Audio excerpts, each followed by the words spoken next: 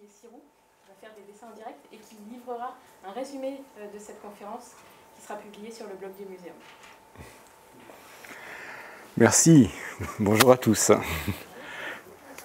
D'abord, d'où est-ce que je parle? Je suis enseignant-chercheur au Muséum national d'histoire naturelle.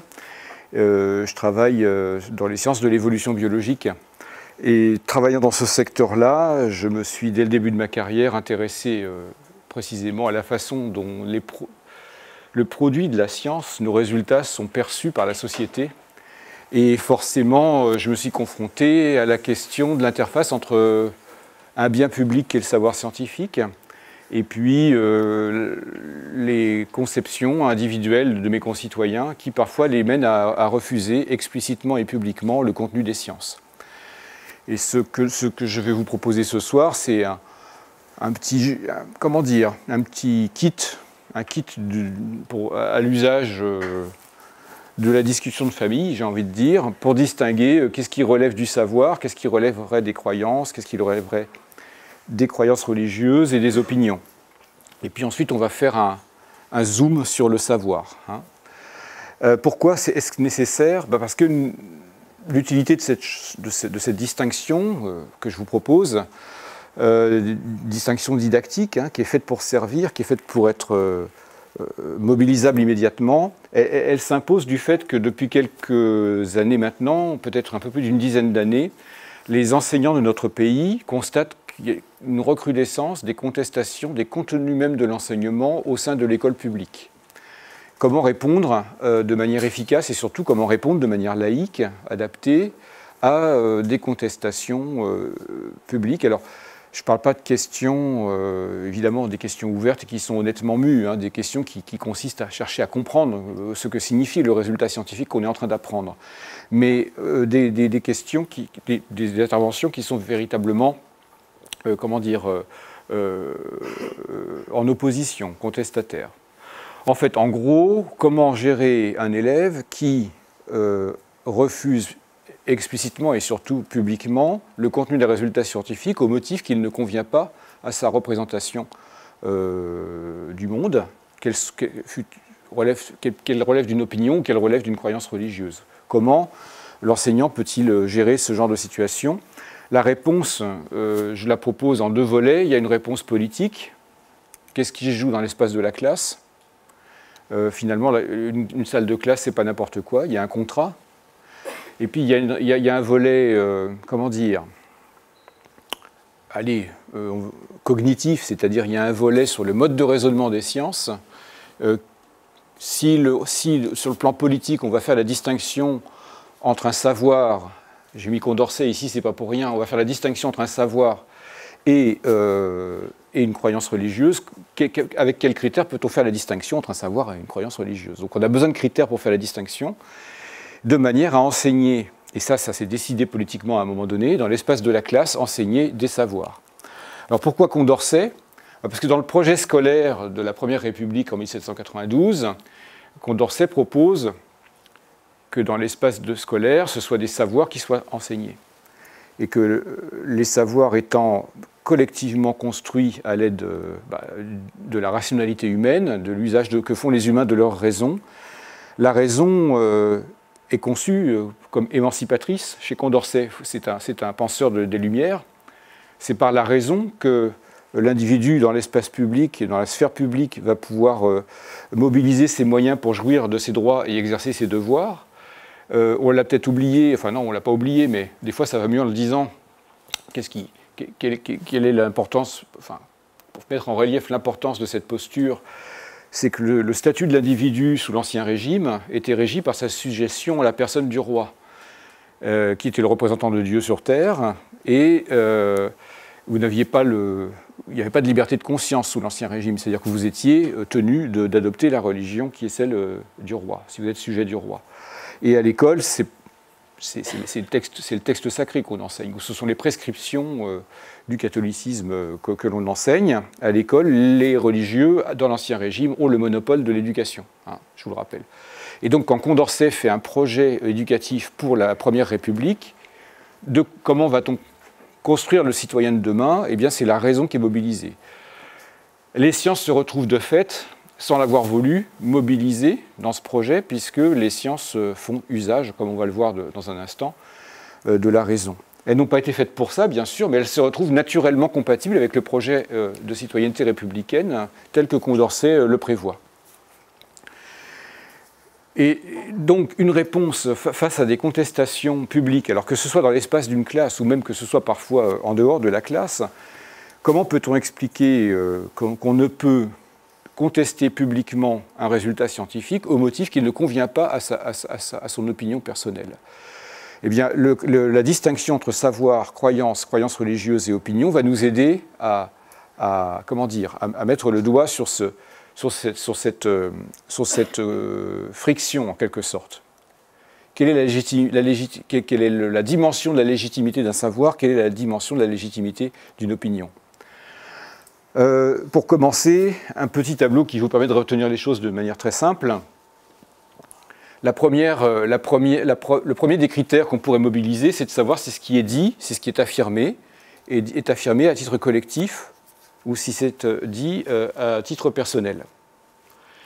Et le deuxième critère qu'on peut mobiliser, c'est de savoir si ce qui est dit se justifie, celui qui parle justifie rationnellement ce qu'il dit, est-ce qu'il est capable de donner une justification rationnelle de ce qu'il avance, ou est-ce qu'au contraire, il s'en remet à un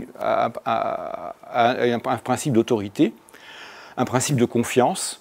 Est-ce qu'on s'en remet à quelqu'un en qui on a confiance, un journal, une table éditoriale, un texte sacré, enfin bref, quelque chose qui explique qu'on remet l'explication à une entité en laquelle on pense doté d'un principe d'autorité. Voilà. Alors les savoirs constitués se justifient rationnellement. Quand quelqu'un sait quelque chose, il sait pourquoi il le sait, il sait dire pourquoi il pense que c'est juste, que c'est fiable. Ce qui est su est construit collectivement. Et ça, c'est particulièrement vrai des savoirs scientifiques. Certains sociologues des sciences, comme Merton, disaient dans les années 50, l'espace du laboratoire scientifique, c'est le seul espace dans la société où on ne vous demande pas de croire. C'est-à-dire qu'en fait, ce qui est censé se construire dans un laboratoire, c'est une construction rationnelle, collectivement mise en place. Et surtout, une fois que ça sort du laboratoire sous forme d'écrit, c'est pas fini.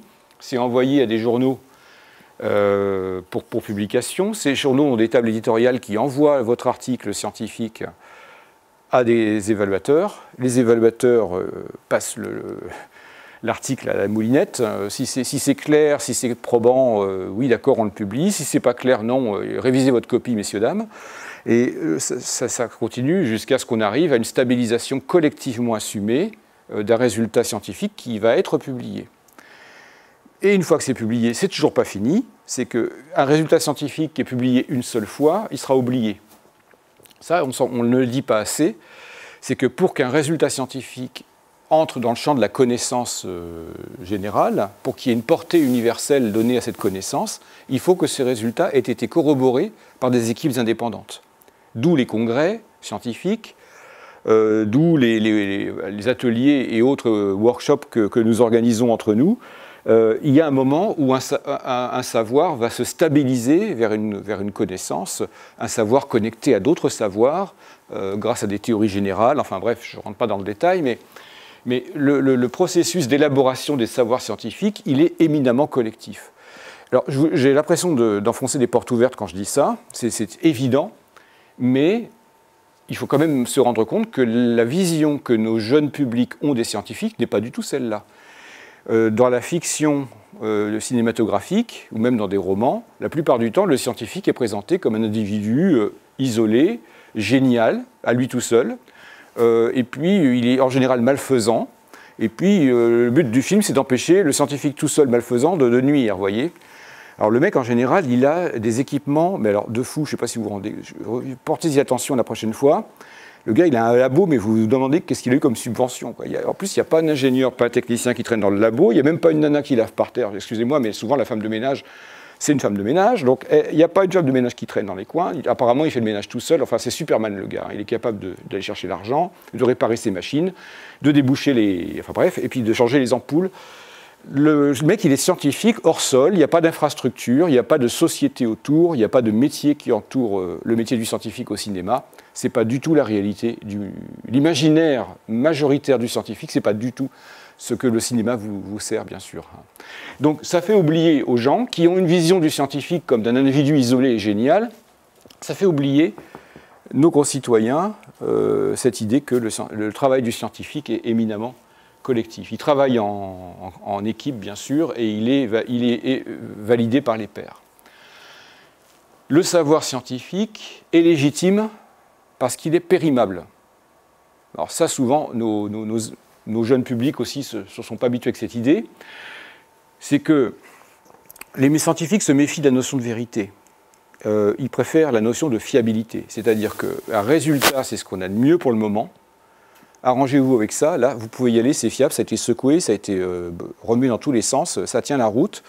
C'est ce qu'on a de mieux, mais demain, on sait que demain, peut-être, ça peut changer. Demain, je ne sais pas quand, dans 5 ans, dans 10 ans, dans 100 ans, ça peut changer, mais jamais un scientifique ne va se dire « ce que j'ai trouvé sera vrai à jamais ». On tomberait dans le dogmatisme, voyez. Le savoir scientifique est légitime du fait qu'il a résisté à de multiples tentatives de déstabilisation par vos pairs, précisément, PAIRS.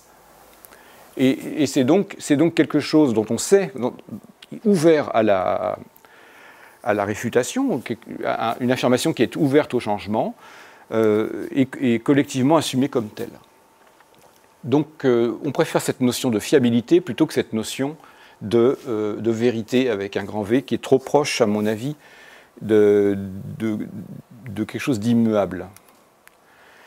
Faire vivre les valeurs de la République à travers l'éthique de la science, ça pourrait consister précisément à adopter cette notion qui normalement joue dans un Parlement aussi. En principe, en science, on ne confond pas la critique des idées avec la critique des personnes. Si mes amis de Charlie Hebdo se sont fait tuer le 7 janvier 2015, ils se sont fait tuer par des gens qui confondent la critique des idées, en l'occurrence la critique de l'idée de Dieu, et la critique des personnes. Ils se sont personnellement sentis offensés par cette critique. En science, ce n'est pas du tout comme ça qu'on fonctionne. Dans un congrès, il y a des discussions, elles sont parfois assez serrées, mais il s'agit de critiquer des idées, ou de critiquer des affirmations, et non pas critiquer des personnes. Dans le principe, dans un Parlement, c'est un peu ce qui se passe aussi. On confronte des idées, mais on ne confond pas le débat d'idées avec l'animosité qu'on peut avoir envers les personnes, ou l'amitié d'ailleurs qu'on peut avoir entre les personnes. Alors évidemment, ça c'est l'éthique, c'est l'horizon éthique du travail du scientifique. Vous vous doutez bien que de toute façon, les humains sont faillibles et que dans la réalité, il peut y avoir des entorses à ce que je viens de dire, bien sûr. Hein. Il y a bien sûr des scientifiques qui peuvent déraper, comme dans n'importe quel métier, tout humain peut déraper. En tout cas, c'est l'horizon qui est fixé. Donc il y a déjà une valeur commune ici entre la façon dont les scientifiques travaillent et la façon dont les démocraties pensent le débat démocratique. La croyance, j'utilise au sens du mot confiance. Confiance, enfin, il n'y a pas que moi qui le fais. Quand je dis je tire ça de la sociologie des sciences et notamment de celle de Gérald Bronner. Je vous conseille vivement la lecture de ce livre qui est paru aux presses universitaires de France, qui s'appelle « La démocratie des crédules ». Bronner nous dit, en effet, nous passons une bonne partie de notre temps à croire. On a besoin de se faire confiance entre nous, sinon nous ne pourrions pas faire société commune. Si je n'ai pas confiance dans la poste, je ne mets pas mon enveloppe dans la boîte aux lettres, je vais porter mon courrier moi-même. Le mot croyance ici s'emploie au sens de confiance. Je m'en remets à. Et ma confiance, c'est la mienne. Je l'assume à titre personnel. C'est ma confiance que je remets à quelqu'un.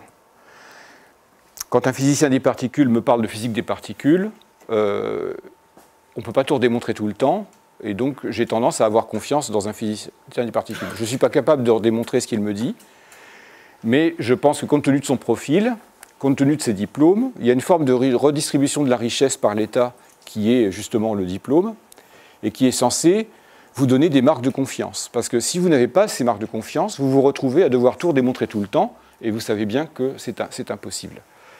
C'est même absolument requis. Imaginez ce que serait l'espace scolaire si on ne tablait pas sur une crédulité temporairement consentie de la part des élèves.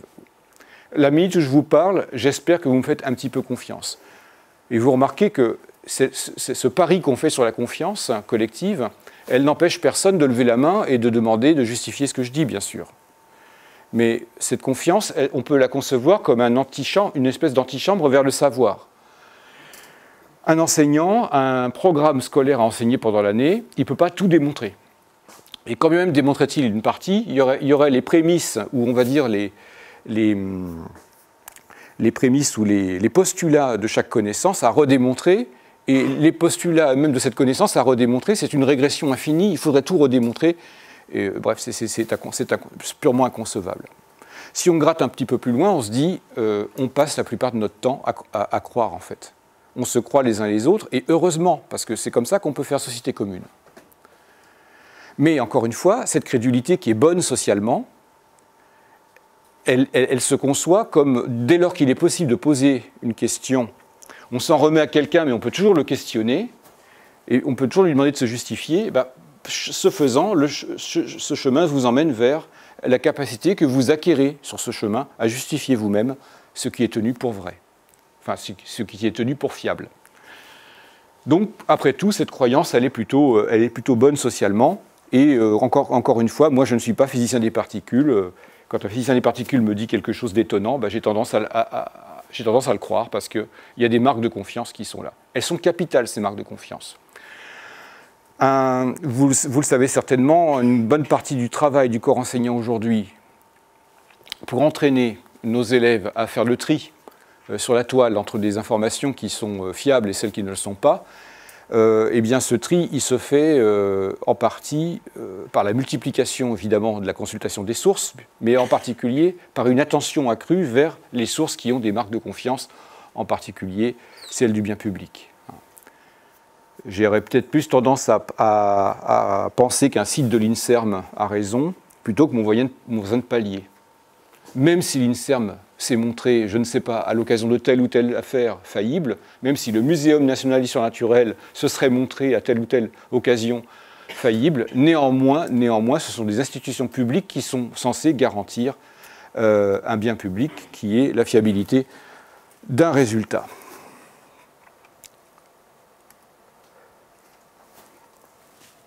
Donc, mobiliser un certain nombre de ces items pour comprendre comment on fait société commune, cette confiance, je l'ai dit, elle est finalement socialement intéressante. On va distinguer donc la confiance qu'on remet on va distinguer cette confiance de la foi. Parce qu'il y a une partie des croyances qu'on appelle la croyance religieuse qui se manifeste au moment où ce que vous tenez pour vrai va souder en quelque sorte un collectif autour de ce qui est tenu pour vrai. Si vous questionnez ce qui est tenu pour vrai, vous semblez remettre en cause le ciment du collectif. Car dans croyance religieuse, il y a le lien. La racine étymologique du mot lien est inscrit dans l'adjectif religieuse. Ce qui est tenu pour vrai crée un lien pour un collectif. Dès lors, si vous demandez à quelqu'un qui fait état d'une croyance dite religieuse de justifier rationnellement sa croyance, eh bien, il se sentira agressé. Vous ne l'aurez pas fait exprès, mais il se sentira agressé parce que, ce faisant, vous semblez remettre en cause la cohésion du collectif qui est là. Et même, j'irais même jusqu'à dire que ça ne sert à rien de demander à quelqu'un qui manifeste une foi de justifier rationnellement sa foi, car cette croyance-là, religieuse, ne tire pas sa légitimité d'une justification rationnelle. Elle tire sa légitimité d'un principe d'autorité. Donc, ce qui est ici, en science, on tire la légitimité d'une justification rationnelle qui est tout le temps renouvelée, parce qu'à force de justifier rationnellement ce qu'on dit, on finit par changer la représentation du monde qu'on avait pour en adopter une nouvelle, alors que là, ce qui est tenu pour vrai est précisément immuable, puisqu'il soude le collectif. Et donc, si vous demandez à justifier rationnellement, vous appelez à une révision qui n'est pas souhaitée et simplement qui est hors champ, puisque ce n'est pas comme ça que la légitimité d'un contenu de croyance religieuse se place. Une opinion d'abord, c'est la mienne. Elle est assumée personnellement. Et puis, mon opinion, elle se fonde sur, si vous voulez, sur un petit peu tout ce que je peux voir. Mon opinion, elle est constituée en partie d'arguments que je peux justifier moi-même rationnellement, ou alors d'articles que j'ai lus dans un journal que j'aime bien, une table éditoriale dans laquelle j'ai confiance, des gens en qui j'ai confiance. Enfin, votre opinion, elle est polymorphe, elle est constituée de beaucoup de choses, elle est composite. Alors vous allez me dire, il y a peut-être une opinion publique, il y a un truc qu'on appelle l'opinion publique. Mais l'opinion publique, c'est un petit peu plus subtil, c'est-à-dire qu'en fait, l'opinion, elle se forge à l'échelle individuelle. L'opinion publique serait, en quelque sorte, la majorité des opinions individuelles. Une fois qu'on a dit ça, on n'a pas épuisé le sujet, parce que comme vous le savez certainement, il y a des sociologues ou même des linguistes qui ont étudié comment l'opinion publique se fabrique à grande échelle. Je pense par exemple à Noam Chomsky avec Manufacturing Consent, la fabrication du consentement, où on montre qu'à la collusion d'un pouvoir médiatique, industriel et politique peuvent amener, on va dire, à façonner l'opinion américaine pour faire adopter, pour faire passer, on a envie de dire, un certain nombre d'éléments de politique extérieure, par exemple. Bref, dans ce livre, il est question d'une opinion publique qui pourrait se fabriquer, en quelque sorte. Mais lorsqu'elle se fabrique au bénéfice d'un petit groupe. Et dans ce cas-là, ça devient ce qu'on appelle une idéologie. Donc l'opinion qui serait, on va dire, dont le processus de genèse serait collectif, se transformerait irait en quelque sorte vers un processus, serait le fruit d'un processus idéologique. Alors là, on a donné quelques éléments de, comment dire, j'ai presque envie de dire de sciences cognitives, hein. J'ai presque envie de dire la façon dont on a tendance à justifier ce que l'on tient pour vrai ou à l'adopter. Ça, c'est la réponse un petit peu épistémologique. Et maintenant, la réponse un petit peu politique, c'est que dire dans l'espace d'une classe, Condorcet avait prévu que ce qui serait enseigné, ce serait des contenus de savoir, et pas l'opinion de l'enseignant. Et donc pas non plus une croyance religieuse, ça, on n'est plus sous l'Ancien Régime. Et par contre, l'espace de la classe est complexe parce qu'on demande aux élèves d'être des crédules consentants, et on a raison de le faire, sinon on ne pourrait pas faire de cours. Donc vous voyez, c'est subtil. Ce qui est enseigné, c'est sur des savoirs, en tant que savoir constitué, mais pour les adopter, ces savoirs, on demande une attitude de crédule consentant. Mais ce n'est pas grave, puisque comme je vous le dis, cette crédulité consentie, c'est un marchepied pour arriver finalement au savoir. Un élève qui veut comprendre toujours plus loin, qui veut pouvoir justifier lui-même ce qu'il vient d'apprendre, peut demander à l'enseignant lui-même de se justifier. On n'est pas sur une interdiction de la justification. Hein. Alors, les idéologies, ça va me permettre de vous raconter une petite histoire qui moi, m'a fiché une claque. Les idéologies, elles se nourrissent de tout, de principes d'autorité ou de justification rationnelle, au service d'une représentation du monde qui sert un collectif. Et elle a quelque chose de particulier qui n'est pas inscrit dans ce tableau, c'est que autant les croyances religieuses, qui elles aussi soudent un collectif par ce qui est tenu pour vrai, autant les croyances religieuses sont, comment dire, manifestes, ostentatoires, parce qu'elles cherchent à gagner des parts de marché dans l'espace public, enfin, s'agissant des trois monothéismes en tout cas. Autant donc elles avancent à découvert, et même parfois elles s'affichent assez comment dire, ostentatoirement, alors que les idéologies, au contraire, elles avancent masquées.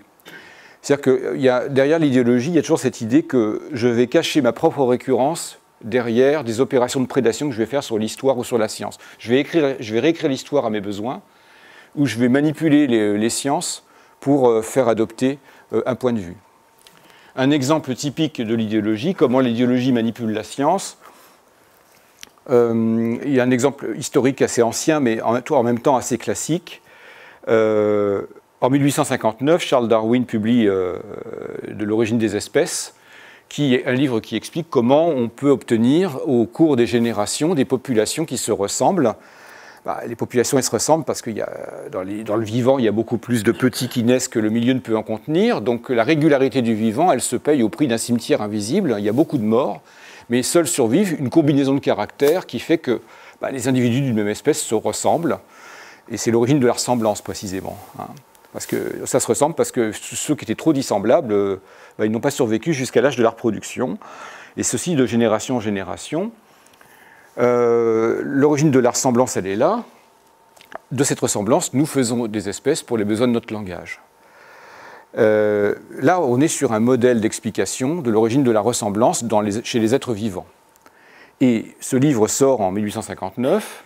Et bien, peu de temps après, un an et demi après, un contemporain de Darwin, Herbert Spencer, va utiliser ce qui l'intéresse dans Darwin pour justifier le laisser-faire économique de l'Angleterre victorienne.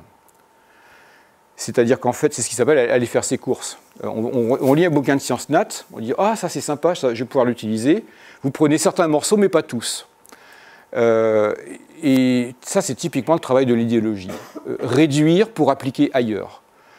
La pensée de Darwin, elle est complexe. Les raisons qu'auraient des individus par hasard mieux fichus que d'autres, quand je dis mieux, c'est au sens où, dans le milieu où ils sont, ils sont en meilleure santé, hein. C'est dans ce sens-là que je le dis.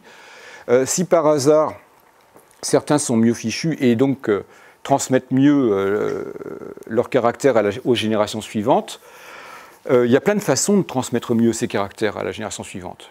Il y a capter des ressources mieux que ses congénères, évidemment, ça c'est la compétition. Mais il y a aussi coopérer avec ses congénères, qui permet aussi de capter plus de ressources par tête de pipe. Chez Darwin, vous avez la compétition et la coopération. Vous avez l'origine naturelle de la compétition entre les individus et l'origine naturelle de la coopération, voire même de la morale pour des organismes capables de véhiculer des symboles. Spencer ne va utiliser, lui, que ce qui l'intéresse, il va utiliser le côté compétition, et puis le discours va consister à dire n'aidez pas les pauvres, parce que si vous aidez les pauvres, vous allez multiplier la croissance démographique des existences socialement indésirables en Angleterre, et vous allez baisser la qualité de la population anglaise. C'est ce qu'on va appeler en 1880 le darwinisme social, qui n'est pas un darwinisme en réalité, qui est un spencerisme. Et là, on a véritablement l'image type d'une opération idéologique qui va consister précisément à aller prendre un morceau en sciences et puis ne pas tout prendre, bien sûr, ou ne pas prendre toutes les implications, sortir un module de son périmètre de légitimité et d'aller l'appliquer là où il n'était pas légitime au départ. Réduire pour mieux appliquer. Ça, c'est le travail de l'idéologie de faire cela, et c'est un travail assez fort, un travail assez courant, et j'ai même envie de dire, c'est même une constante. C'est-à-dire que nous baignons tous, sans le savoir, dans un bain idéologique. Nous n'en sommes pas toujours tous conscients. Enfin, l'important, c'est d'en avoir conscience, simplement, c'est tout, hein, ou de savoir à quel moment l'idéologie parle ou à quel moment la science parle. Et pour illustrer la puissance du phénomène, je témoigne d'un épisode que j'ai vécu dans un congrès à Montréal. Un sociologue, Lawrence Hamilton, et son équipe avaient interrogé un millier d'Américains sur le crédit que ces Américains portaient aux traces du réchauffement climatique. Le réchauffement climatique aux États-Unis, c'est vraiment un sujet qui fâche. Alors on montrait la couverture de glace de l'océan Arctique à ces Américains. Vous connaissez les photos satellitaires. Depuis 1979, tous les mois de septembre, à la fin de l'été, on photographie la superficie, par satellite, on photographie la superficie de la couverture de glace de l'océan glacial arctique. L'océan glacial arctique gèle en surface, c'est de la mer gelée. Hein.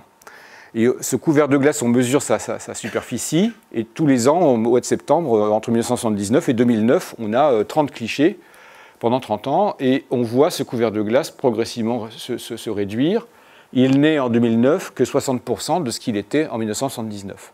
Et avec ces photos qu'on montre à à cet échantillon d'Américains. On leur demande si ça les inquiète, si ils tiennent pour fiables ces photos et quelles conséquences ça a sur leur mode de vie. Et on enregistre les réponses, prises en compte ou inquiétudes du réchauffement climatique, enfin en tout cas des traces qu'on en a, le niveau scolaire des individus,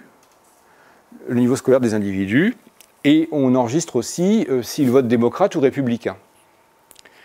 Et moi, bon français, je me dis que si on élève le niveau scolaire d'une population, c'est quand même qu'on fait un pari, c'est qu'en élevant le niveau, c'est le pari de Condorcet, hein, en élevant le niveau scolaire d'une population, on va faire converger nos concitoyens tout de même vers une représentation du monde commune sur laquelle on va pouvoir fonder cette société commune. Ce qu'on appelle aujourd'hui le vivre ensemble. Hein. Comment vivre ensemble s'il y en a pour qui l'attraction terrestre n'existe pas? Comment vivre ensemble si, pour certains, la Terre est plate, pour d'autres, il ne faut pas de transfusion sanguine, pour les troisièmes, il ne faut pas de vaccin. Ça, c'est important, les vaccins, parce que si tout le monde ne se vaccine pas, on va avoir un retour de bâton. Même ceux qui auraient voulu le faire risquent d'en payer le prix. Enfin bref, il y a vraiment un enjeu qui nous concerne tous à avoir un niveau scolaire qui augmente. Et moi, bon français, je me disais, même si on part avec un niveau scolaire relativement faible de points de vue divergents, les points de vue vont quand même converger si j'élève le niveau scolaire. Et le résultat d'Hamilton, ce n'est pas celui-là. Vous le devinez, le résultat d'Hamilton, c'est ça. C'est que plus un démocrate est éduqué scolairement, plus il a tendance à prendre au sérieux le réchauffement climatique. Plus un républicain est éduqué scolairement, moins il le prend au sérieux. Donc le niveau scolaire, avec le niveau scolaire, s'accompagne une divergence des opinions au regard d'une question socialement chaude, socialement clivante, comme on dirait aujourd'hui. Alors, il y a plusieurs ordres d'explication à ça. Il y a un ordre d'explication cognitif et un ordre d'explication sociologique. L'ordre d'explication cognitif, commençons par celui-là. Cette enquête est faite à l'ère de la toile. Et dans la façon dont nous avons de naviguer sur la toile, nous renforce dans un biais cognitif qui est bien connu chez les humains, c'est le biais de confirmation.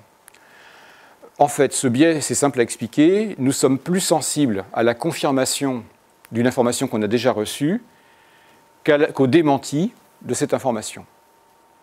Vous voyez, peut-être, je ne sais pas si vous vous intéressez aux horoscopes, mais c'est vraiment là-dessus que fonctionnent les horoscopes. Vous lisez le matin votre horoscope dans le journal, on vous prévoit quelque chose pour la journée, en fonction de votre signe astrologique.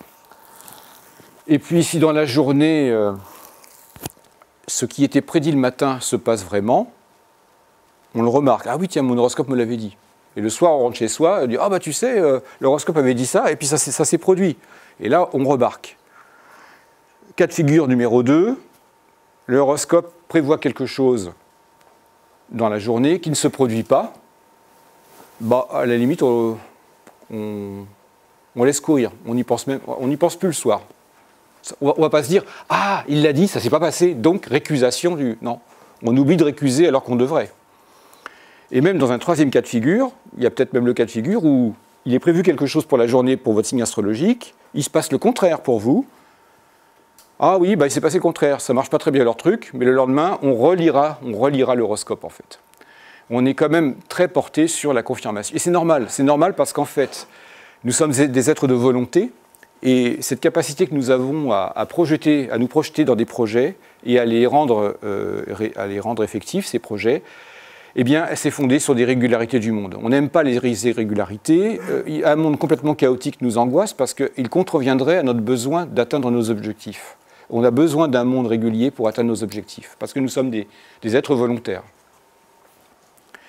Et donc, ça c'est le premier biais, peut-être, c'est celui du biais de confirmation, c'est que la façon dont nous avons de naviguer sur la toile nous enclenche de site en site qui confirment en quelque sorte l'idée qu'on a préalablement, et le cadre idéologique, qu'il soit républicain ou démocrate, se renforce en fait. Plus on est scolairement éduqué, plus on est efficace pour aller faire nos courses sur la toile. Aller faire nos courses, c'est-à-dire engranger ce qui conforte le cadre préétabli et éventuellement négliger ou avoir tendance à négliger ce qui ne le conforterait pas. Bon, ça, c'est la trame générale. Et sinon, il y a plusieurs niveaux d'explication, je ne vais pas tous les passer en revue, mais il y a au moins une explication sociologique, c'est que plus le niveau scolaire est élevé, plus la personne aurait tendance à se sentir légitime de contrecarrer son voisin, qui n'est pas d'accord, mais pas seulement son voisin, de contrecarrer aussi les institutions. Ah, mais j'en fais partie des institutions, on ne va pas me la raconter. Hein. Évidemment, plus quelqu'un est éduqué scolairement, plus il connaît les faiblesses de nos systèmes collectifs, les forces mais les faiblesses, et est capable de se positionner par rapport à ces faiblesses. Alors ce que je vous raconte là a été généralisé pas seulement pour le réchauffement climatique, mais dans un article qui est sorti en 2017. Les individus qui ont une plus grande culture scientifique et même une plus grande, un niveau d'éducation scientifique ont des opinions davantage polarisées au regard des questions socialement vives. Et là, on a dans cet article un certain nombre de thèmes, le Big Bang, l'évolution humaine, l'utilisation des cellules souches embryonnaires à des fins thérapeutiques, le changement climatique, l'utilisation de nanotechnologies, l'utilisation d'organismes génétiquement modifiés dans la nourriture. Bon, je ne vais pas vous détailler, tout ce tableau, mais pour vous dire que les sujets ne sont pas tous aussi clivants que le réchauffement climatique. Il est vraiment clivant là. On voit les deux droites qui se croisent selon si vous êtes démocrate ou républicain, enfin, très conservateur ou plutôt libéral, c'est comme ça que les Américains se voient, en fonction du niveau de culture scientifique. Bon, il y a des sujets qui ne fâchent pas trop. Aux États-Unis, l'utilisation d'organismes génétiquement modifiés dans la nourriture n'est pas tellement clivant. Ça suit la même droite. Bon, là, il y a un spectre politique qui est examiné. Là, c'est un spectre religieux. Alors, s'agissant du spectre politique, c'est le réchauffement climatique qui fâche, qui diverge, en fait, avec le niveau scolaire. Et s'agissant des positions religieuses, plutôt libérales ou plutôt fondamentalistes, on voit que c'est l'évolution humaine qui est clivante. Les religieux n'aiment pas qu'on leur dise qu'ils descendent des singes. Ou même qu'ils sont des singes, d'ailleurs, en l'occurrence.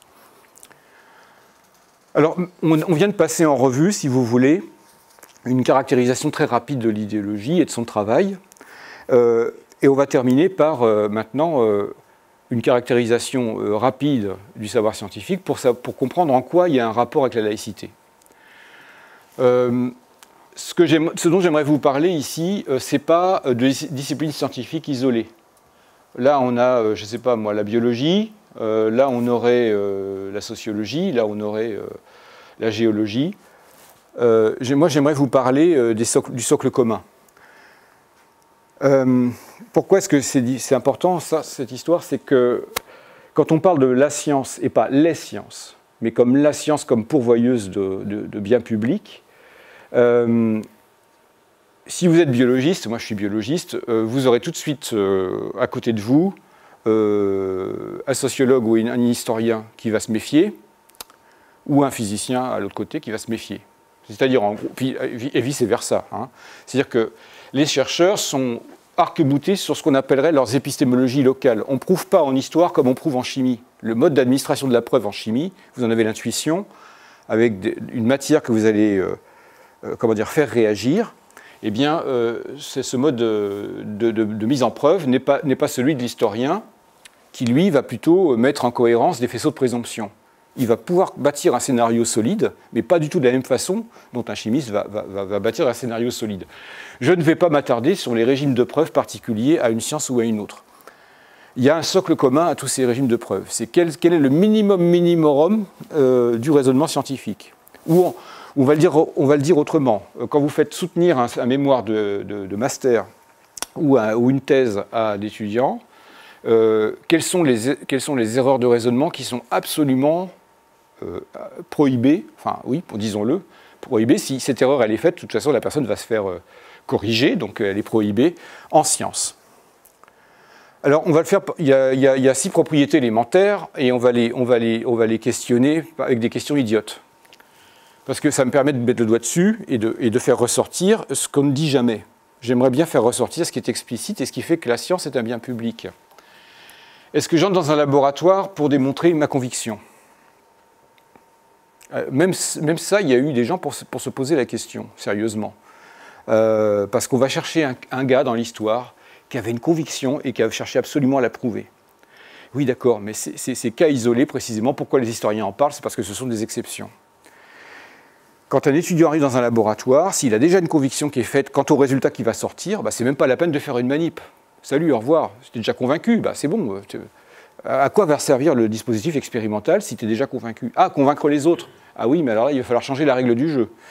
Parce qu'en science, pour convaincre les autres, il faut montrer qu'on est ouvert à un certain jeu des possibles. C'est-à-dire qu'il y a une question posée, il y a un certain nombre de réponses possibles, et on doit se laisser surprendre quant aux réponses qui vont sortir. D'ailleurs, on se fait surprendre. Plus ce que l'on trouve est surprenant, plus on le secoue, plus on l'agite, plus on le teste, parce qu'évidemment, il va falloir convaincre les autres, et vous ne convainquez pas les autres à peu de frais. Si vous voulez convaincre les autres que la loi d'attraction des corps n'est pas efficiente aux échelles d'observation où nous sommes aujourd'hui, si vous voulez convaincre les autres que la Terre est plate, il va falloir se lever de bonne heure. Un truc super surprenant, évidemment que les autres vous demandent des garanties. On ne refait pas la face du monde à peu de frais, et c'est normal. Donc, on a bien, en effet, un champ des possibles il y a des réponses possibles qu'on entrevoit, d'ailleurs, qui contribuent à façonner le dispositif expérimental qui va tester un certain nombre d'hypothèses, mais on peut toujours se faire dérouter par rapport à ça. Moi, plusieurs fois dans ma carrière, j'ai trouvé des choses auxquelles je ne m'attendais pas. Et ça, c'est important. C'est trivial, je suis désolé, mais c'est important à dire. Nous devons être préparés, ou nous nous préparons mentalement à trouver des résultats auxquels nous ne nous attendons pas. C'est ce qu'on appelle le scepticisme sur les faits. Nous sommes capables de changer de fait si un fait plus cohérent un jour que le précédent se manifeste à nous. Alors, pour vous le faire façon petit dessin, je suis désolé, là je fais de la compétition à mon dessinateur de ce soir. Ce petit dessin qui résume bien les choses, parce que vous avez des gens, il ne faut pas être naïf dans nos sociétés, il y a des gens qui aimeraient utiliser le vernis de la science pour faire passer sous cape un discours qui est proprement un discours religieux ou théologique. Comme le créationnisme américain dit scientifique, ce sont eux-mêmes qui se qualifient de scientifiques, ce n'est pas une université qui l'a dit. Et là, voici la science présentée par ce dessinateur. Voici les faits, quelles conclusions pouvons-nous en tirer, dit le patron du labo à sa collègue. Et ici, on a la science créationniste américaine. Voici les conclusions, quels faits pouvons-nous utiliser pour les soutenir? Les conclusions sont déjà jouées d'avance. Et en effet, la creationist science façon Morris et Gish 1970, on vous propose de prouver scientifiquement le contenu littéral de la Genèse biblique. Donc ce qui est à démontrer est déjà gravé dans le marbre. Vous ne pouvez pas avoir une démarche scientifique. Donc ça, c'est la première attente de base. N'importe quel scientifique, qu'il soit sociologue, historien, psychologue, géologue, peu importe, on n'est pas censé arriver au labo avec des convictions quant au résultat qui va sortir, j'entends. Des convictions s'agissant du résultat. Deuxième attendu de base, vu par une question idiote, quand je ne regarde pas la Lune, est-ce que je suis sûr qu'elle existe toujours?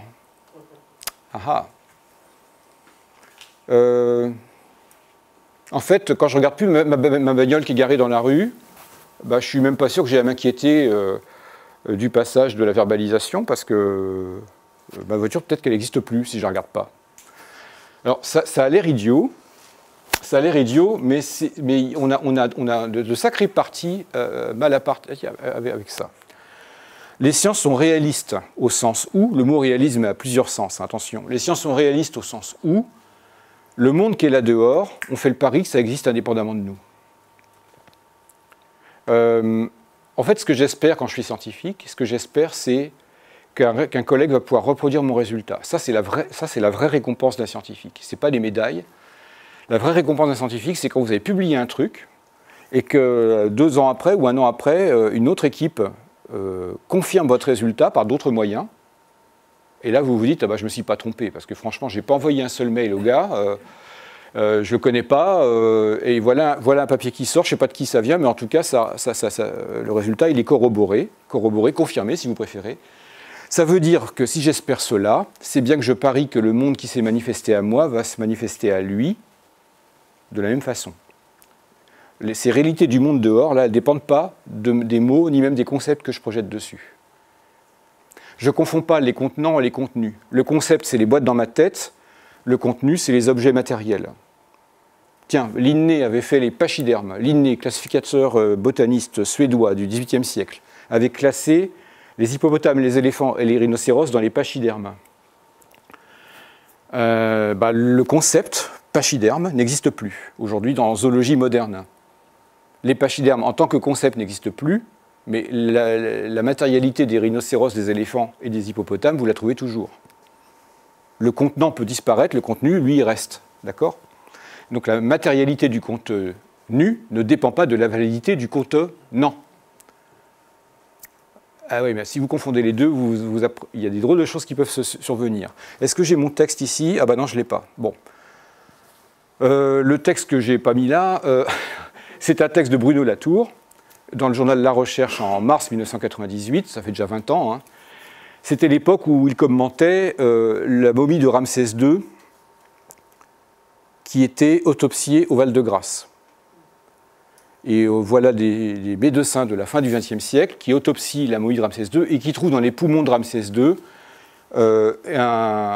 une quantité absolument incroyable du bacille de Corfe. Vous savez, le bacille qui provoque la tuberculose. Et les médecins du XXe siècle disent Ramsès II est mort de la tuberculose parce que ses poumons sont truffés de bacille de Corfe. Et Bruno Latour, retournez voir l'article, vous le trouverez sur le web, La Recherche, mars 98, Bruno Latour nous explique que Ramsès II n'a pas pu mourir de la tuberculose parce que les Égyptiens ne connaissaient pas le bacille de Corfe. C'est une pensée qui subordonne. Enfin, c'est un jeu. En fait, je devrais vous citer le texte in extenso parce que c'est un texte provoquant en réalité. Ce que cherche à dire Bruno Latour, c'est que les humains façonnent leur savoir, mais évidemment qu'ils façonnent leur savoir. Mais à aucun moment, la matérialité de ce qui existe dépend de la validité du contenu du concept par lequel vous l'appréhendez. Donc évidemment que c'est absurde. Et bien sûr que Ramsès II a pu mourir du bacille de Corfe, simplement celui qui dit Ramsès II est mort du bacille de Corfe n'est pas un Égyptien de l'époque de Ramsès II. Il faut savoir qui parle. Ce n'est pas un Égyptien de l'époque de Ramsès II, c'est un médecin du XXe siècle. Donc il est parfaitement habilité à faire une phrase rétrospective. Sinon, il n'y a plus d'historien qui puisse faire une phrase sur le passé. Tu n'as pas vu la bataille d'Austerlitz toi-même, tu ne peux pas en parler. Hein, bon, bref, oui. Vous retournerez à cet article qui a d'ailleurs suscité une levée de bouclier à l'époque. Alors, un truc qui est chaud là, avec l'indépendance politique des sciences, et surtout la façon dont les sciences sont combattues par les religieux. Est-ce qu'en science, quand je travaille sur un processus expérimental, je peux mobiliser en tant qu'explication des anges, des fantômes, des dieux, des âmes? Les fantômes, ils traversent les murs. Ça, ces entités, elles ont en commun de pouvoir agir sur le monde réel, alors que vous-même, vous ne pouvez pas instancier leur existence dans le monde réel. Les anges, je ne sais pas si on vous a parlé des anges quand vous étiez petit, pour vous faire peur, méfiez-vous, il y a des anges qui vous surveillent. Alors les anges, vous ne le voyez pas, hein, mais ils vous surveillent. Il va cafeter après. Donc, vous vous tenez à carreau. Hein. L'ange, il intervient dans le monde réel, mais il est non instanciable dans le monde réel. Et trop facile. Hein. Les étudiants américains ont créé ce qu'on appelle le pastafarisme, pour se moquer de l'intervention divine dans les laboratoires promus par les laboratoires créationnistes américains. Pour se moquer de ce qu'on appelle l'intelligent design. Vous avez entendu parler de ça, l'intelligent design? C'est le sketch de Fernand Reynaud. C'est étudié pour. Qui connaît Fernand Reynaud? Pas grand monde, si quand même, quelques-uns. Il y avait un sketch génial chez Fernand Reynaud. C'était le père qui était un peu diminué, là, il avait un gamin qui était génial. « Papa, pourquoi les vaches, elles ont des cornes et que les chevaux, ils n'en ont pas ?» Alors le père, il regarde son gamin et dit « Je sais pas, ouais, c'est étudié pour. »« Ah papa, pourquoi dans l'atome, c'est les neutrons et les protons qui sont au centre du noyau et pourquoi ce sont les électrons qui tournent autour ?»« Oh, le père, il est dépassé, lui. D'où il sort ce gosse? Je sais pas, moi. C'est étudier pour. Et à chaque fois, le gars, il vous dit c'est étudier pour. Eh bien, c'est étudier pour. Étudier intelligent pour design. Design, c'est la conception. Et donc, vous anticipez la fonction que vous allez devoir faire sortir par la structure que vous maîtrisez. L'intelligent design, c'est le sketch de Fernand Reynaud, je ne vous mens pas, mais qui est ramené au laboratoire par une organisation qui est créée en 1995, non pas par un scientifique, mais par un juriste, et qui consiste à ramener le propos théocratique au sein du laboratoire dans un projet politique qui est inscrit dans un document que vous pouvez consulter sur le web qui s'appelle le Wedge Document, W-E-D-G-E. Et vous voyez dans ce document que l'objectif, c'est de faire des États-Unis d'Amérique une théocratie à l'horizon de 15 à 20 ans. Et il faut commencer par convaincre les cadres du système éducatif américain qu'on puisse enseigner la conception intelligente, c'est-à-dire la création, dans les écoles publiques américaines, à égalité en tant que science, et donc à égalité avec les sciences de l'évolution, au cours de sciences à l'école publique. Donc des enjeux sociétaux à long terme qui sont énormes. Mais une manipulation épistémologique, vous voyez bien le point de jonction entre l'épistémologie et la politique. C'est pas hors sol ce que je vous raconte, c'est qu'il y a des pays où c'est une vraie question. C'est que le terrain de bataille, c'est l'école. C'est pour ça qu'on a commencé d'ailleurs par Condorcet. Le terrain de bataille, c'est l'école. Ces gens-là vous font croire qu'au laboratoire, on peut ramener la providence. C'est étudier pour. Intelligent design, c'est-à-dire conception intelligente. On vous prétend que l'adéquation des formes et des fonctions dans la nature, elle ne peut s'expliquer que par une intervention d'un concepteur.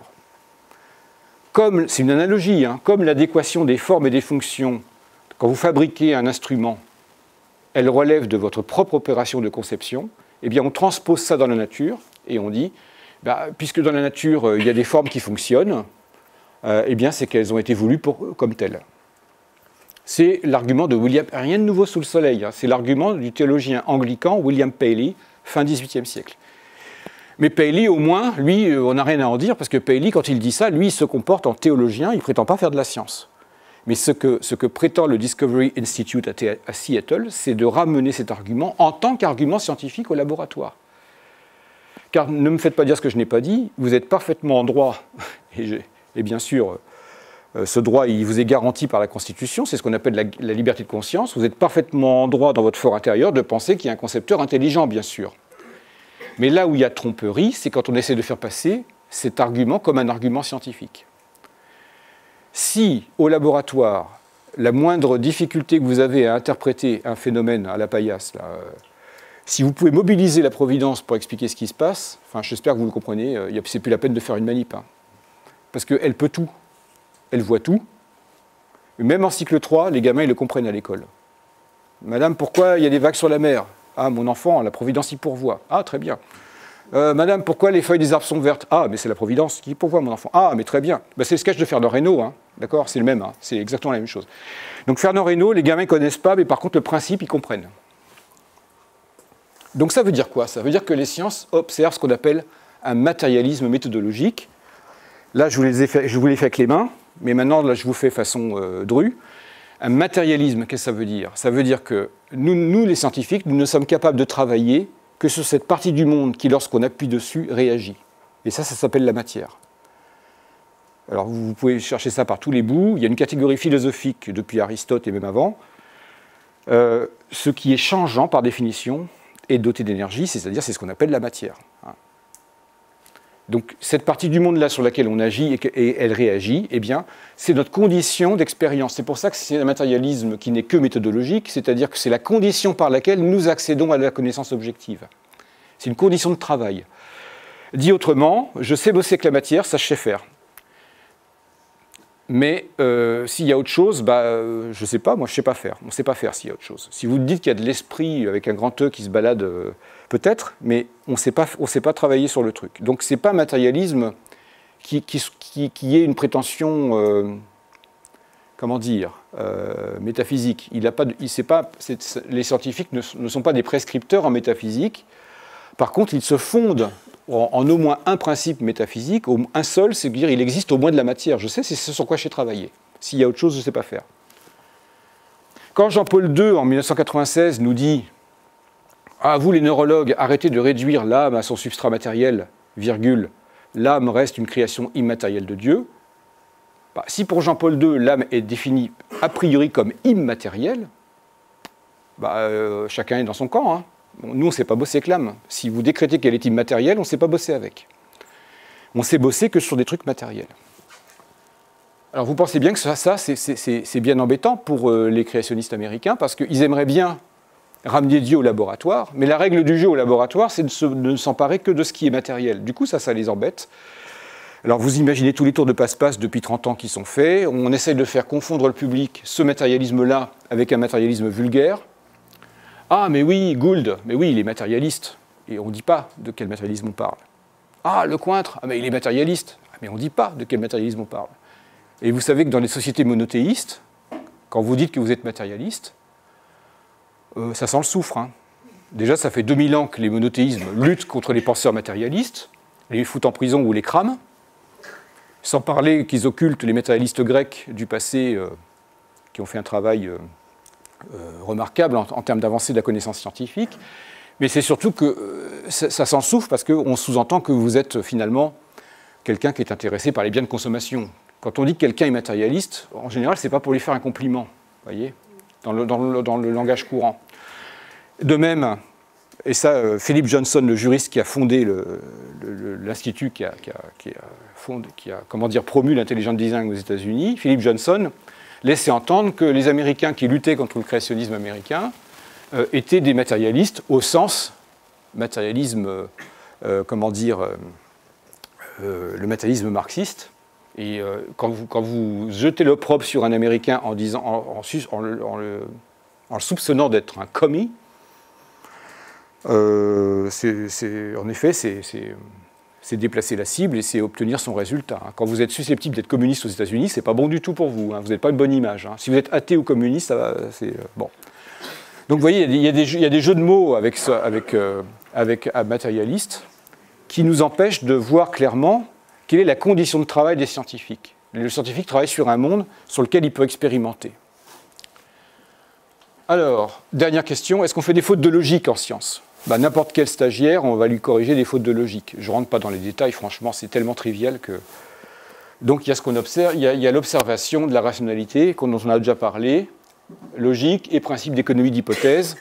On ne multiplie pas indéfiniment le nombre d'hypothèses surnuméraires à tester. Bon, ça, je ne rentre pas dans le détail, c'est assez... et j'accélère parce que j'ai bientôt écoulé mon temps de parole. Est-ce qu'on fait des expériences incompréhensibles ? Alors, évidemment, je dis, ça a l'air idiot. Mais en science, il y a une attitude qui nous caractérise et qui contraste avec certaines attitudes de nos concitoyens. C'est qu'on s'émerveille pour quelque chose qui est limpide. On ne s'émerveille pas pour l'obscur. D'ailleurs, quand on s'émerveille pour l'obscur, ça porte un nom, ça s'appelle l'obscurantisme. Il y a une revue en kiosque qui s'appelle « Inexpliqué ». Bah, si vous commencez à expliquer le truc, vous pensez bien que le rédac chef il va faire la gueule, quoi. Parce que son fond de commerce, c'est que tant qu'il y a des trucs qui restent inexpliqués, il va fasciner des gens. Et il y a des gens pour qui, tant que ça reste inexpliqué, c'est merveilleux. C'est enchanteur. Ce qui fait que quand on explique un truc, on désenchante le monde. Mais c'est incroyable cette pensée. Enchantez-vous pour la beauté d'une explication rationnelle. Comprendre le monde, quel sentiment esthétique, enfin quelle beauté d'avoir à comprendre le monde rationnellement. Quand on pige, quand on dit « mais oui, j'ai pigé », quand on pige, mais c'est jouissif, quoi. Non bon, enfin, voilà.